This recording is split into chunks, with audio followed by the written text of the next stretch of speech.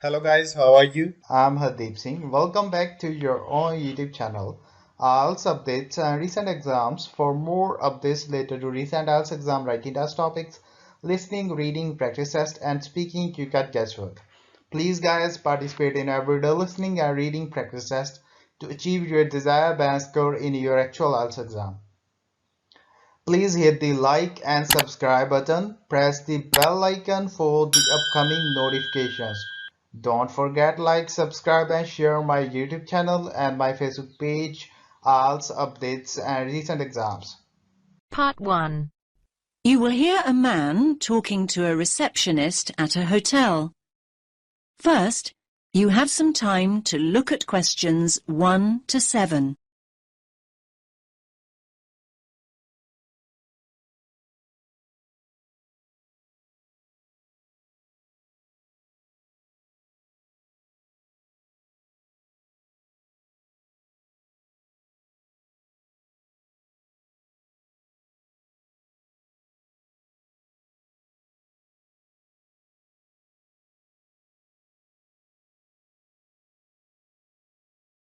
Listen carefully to the first part of the conversation and answer questions 1 to 7.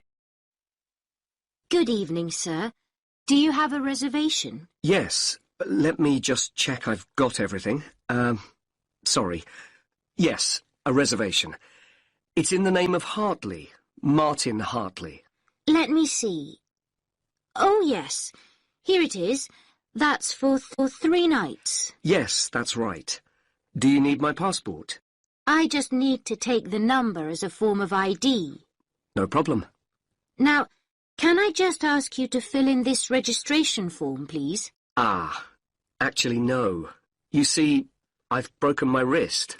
Yes, I noticed that. I'm afraid form filling is something I can't manage right now. Not without a lot of pain, anyway. Oh, dear. I'm sorry, sir. But don't worry.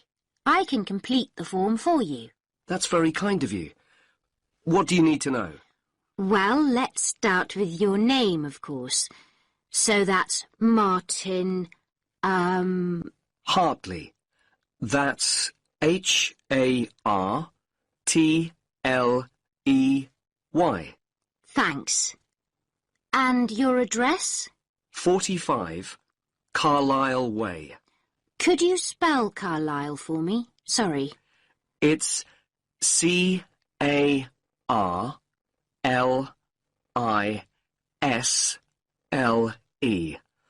You don't pronounce the S.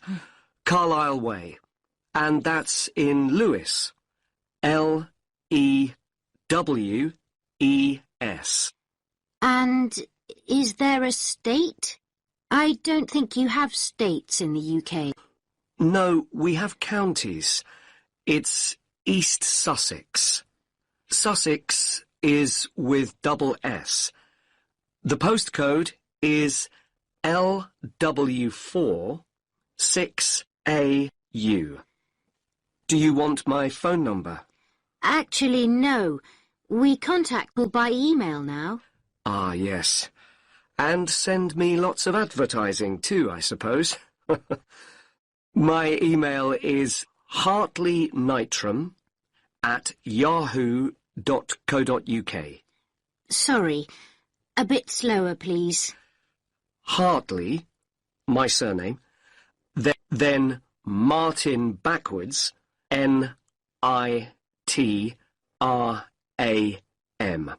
That's all one word. And all lowercase? That's right. No capitals. At yahoo.co.uk. Thank you very much, Mr. Hartley. And could you give me your passport now, please? Thanks. You can have that back now. And that's for 3 nights, so checking out on Sunday morning? OK. You're in room 16. That's on the first floor, overlooking the courtyard. Here's your key. Would you like somebody to take your bag? Now you have some time to look at questions 8 to 10.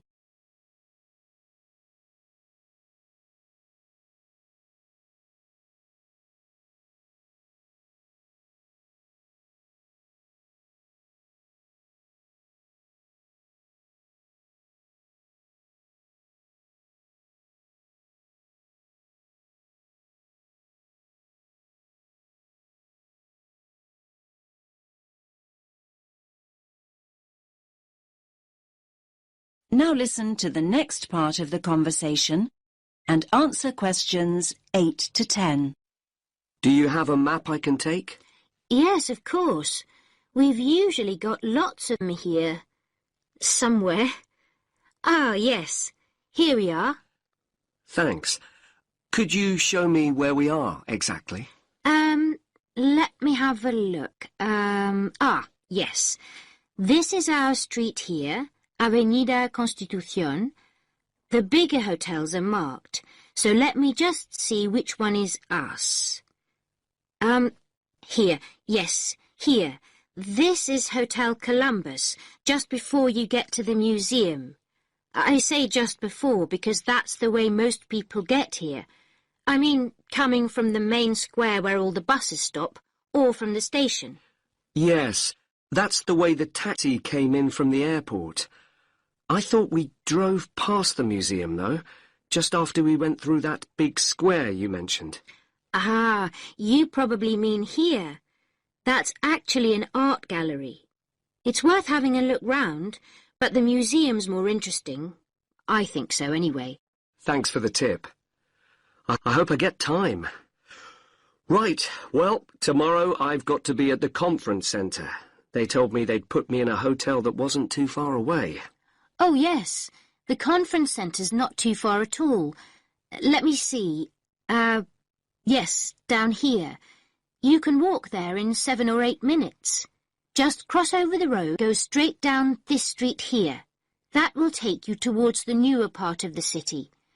Walk on for a couple of blocks, and then when you get here, you just have to go right a very short distance, and then you'll see the conference centre above the other buildings. It's quite big. I see. That all looks quite straightforward. Thanks very much. My pleasure. Have a nice evening, sir.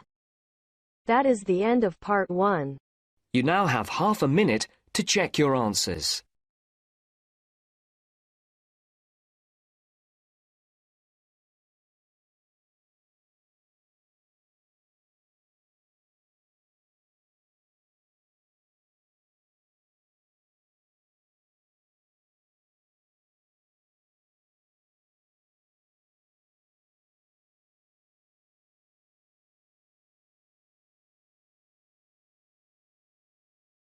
Now turns to part 2.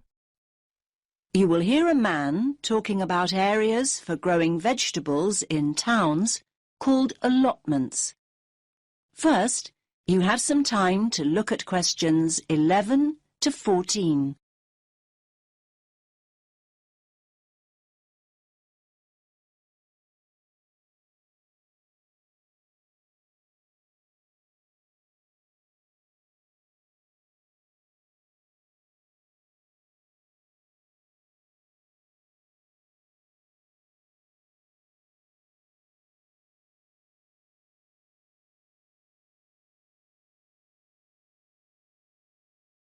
Listen carefully to the first part of the talk and answer questions 11 to 14. Good evening, everyone. I'm delighted to see so many of you. I was going to start by saying that more and more people are seeing the value of growing their own fruit and vegetables, but now I don't need to. First of all, let me say that whether you have a garden or not, there are all sorts of benefits to having a plot of land you can call your own, and it will give you a great sense of satisfaction. OK, let's assume you have a garden. Chances are it's small. Most gardens in cities are hardly big enough for a few pots of herbs and a couple of rows of beans. Now that's where allotments come in.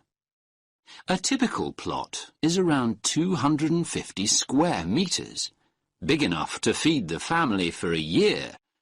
Big enough, too, to grow a whole range of vegetables, fruit as well, perhaps, not just cabbages and potatoes.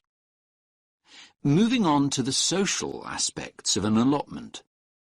How many people can say their garden is a meeting place? You might chat with your next-door neighbour every now and again, but allotments are notorious communal hives. There are usually between 10 and 30 plots on any allotment site, and they bring together people from all sorts of social backgrounds.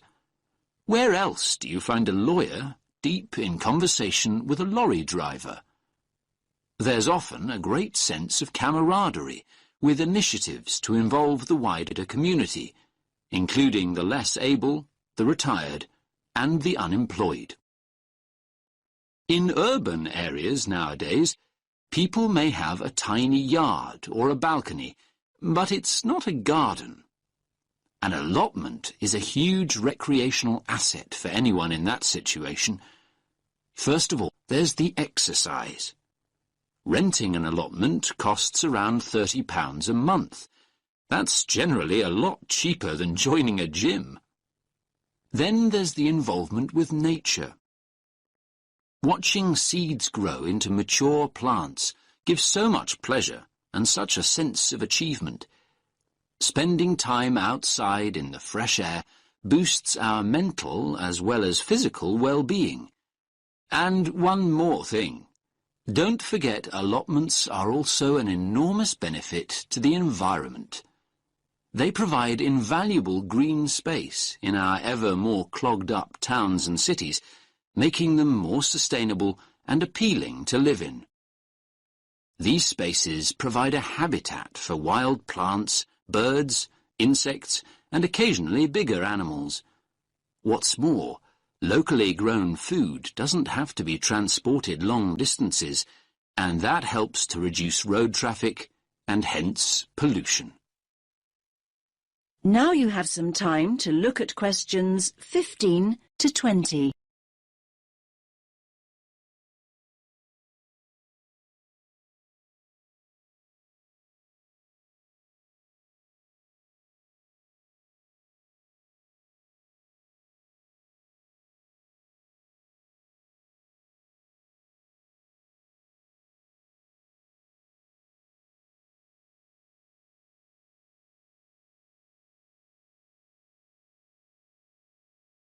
Now listen to the next part of the talk and answer questions 15 to 20. Now, food.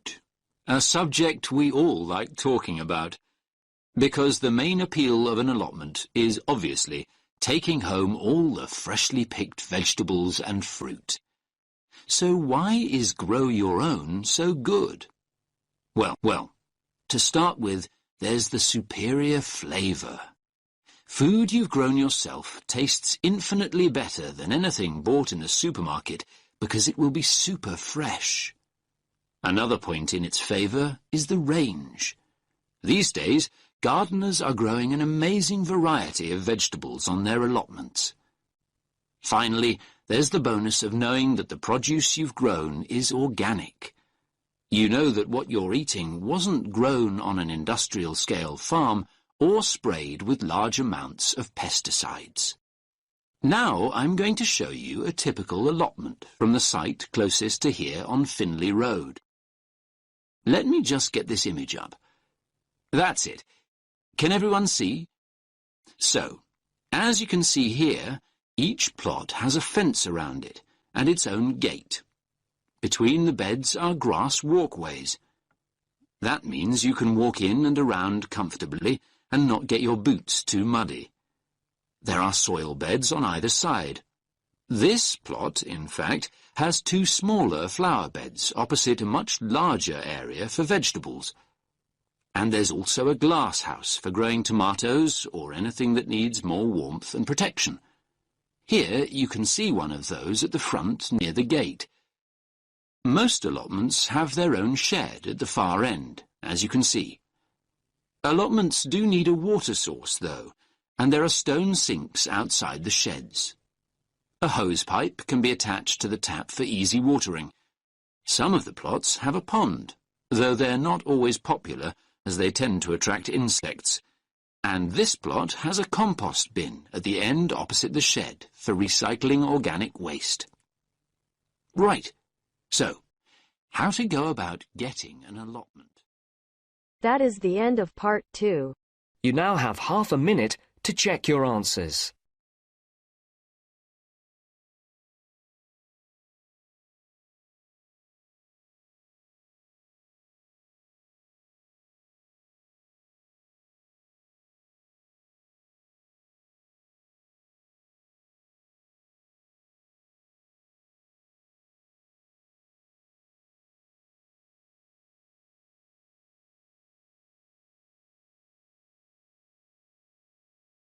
Now turns to part 3.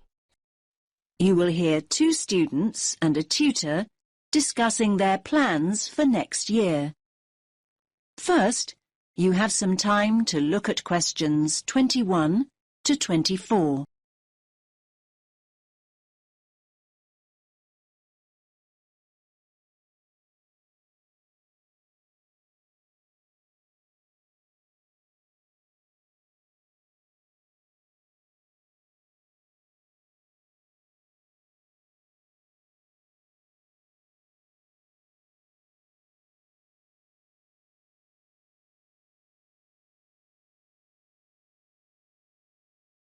Listen carefully to the first part of the conversation and answer questions 21 to 24. Hi, Mark. How's it going? Oh, hi, Lily. I'm okay. Have you decided what course you're going to apply for, then? Yes, illustration. I've already applied to one college, actually. I didn't even know there were places that did just illustration. There aren't many. Most combine it with other areas like painting and graphic art. Unfortunately, there are no courses in London, so I've opted for Birmingham. Birmingham? I'm not sure I'd want to study there. Well, from what I've heard, you're thinking of not studying anywhere, Mark. Look, I haven't made any decisions yet, but I'm wondering what the point of carrying on at art school really is. I mean, why not just get a studio and paint?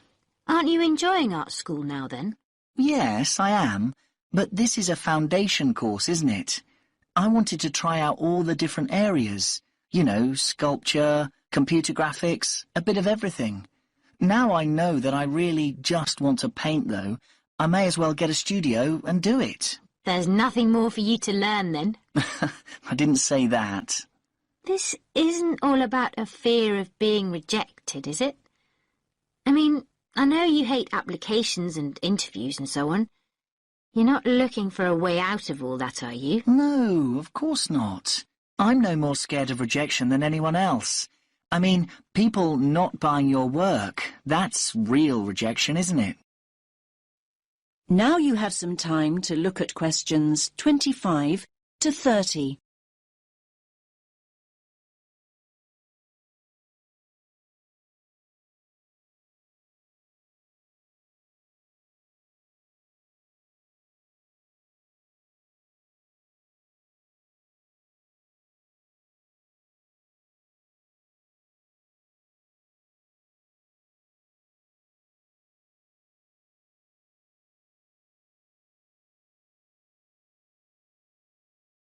Now listen to the next part of the conversation and answer questions 25 to 30. Hi, do you mind if I join you? We were talking about next year and applying for courses. I couldn't help overhearing. What's this all about then, Mark? Is it true that you're thinking of not continuing at college? I'm looking at other options, yes.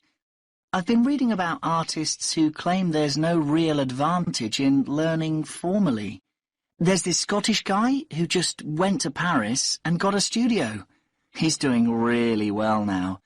In fact, one of the fine arts students here dropped out of her course at the end of the first year and just went to Prague.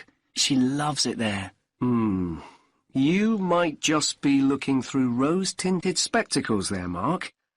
There are plenty of people who regret taking that route, you know. For every artist making a living, there are 20 living on the breadline. Okay, I take your point, but I'm thinking about the cost of 3 years at art school as well.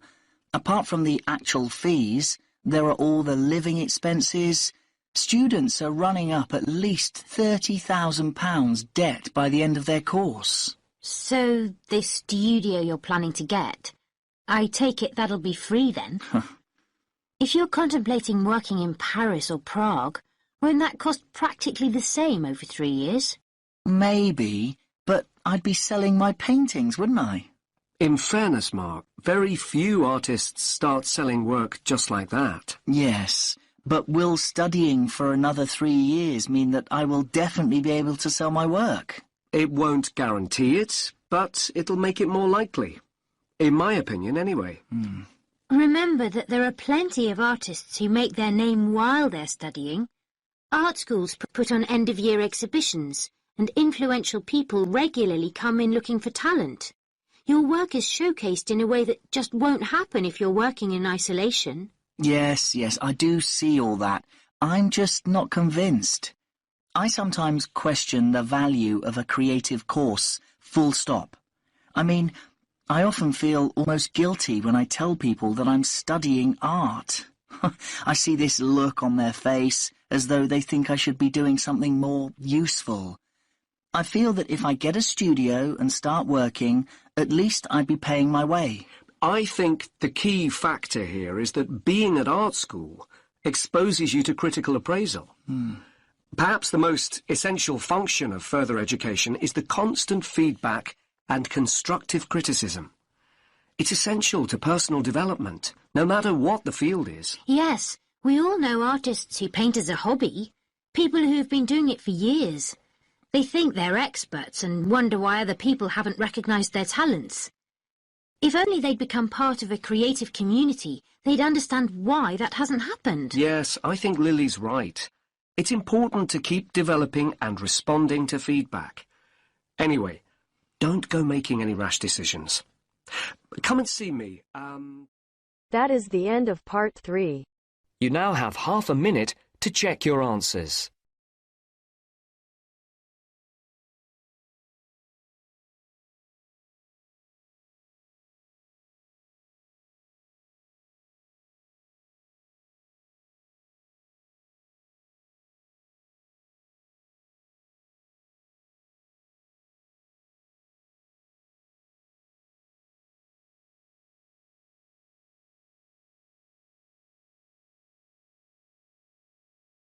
Now turns to part 4. You will hear a woman giving a lecture about the positive effects of laughter. First, you have some time to look at questions 31 to 40.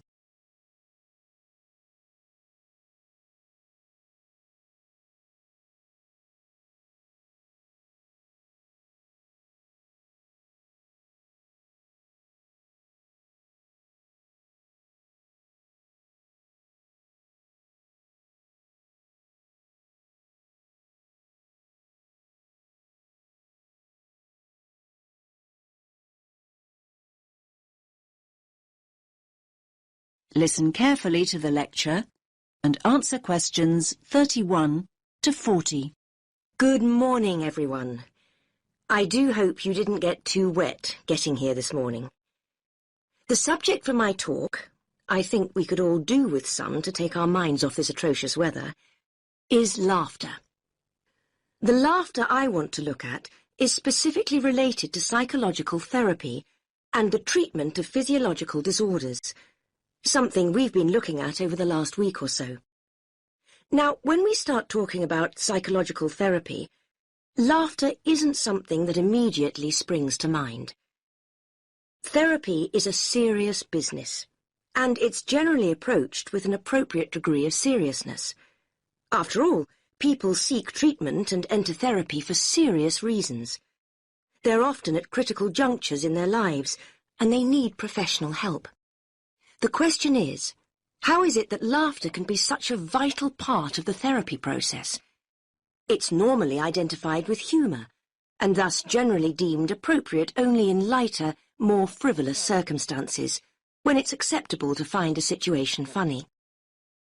Perhaps this is why so many people in the medical world feel that laughter's frequently misunderstood and undervalued as a cathartic, healing process. Now, humour certainly is one trigger for laughter, but it isn't the only trigger.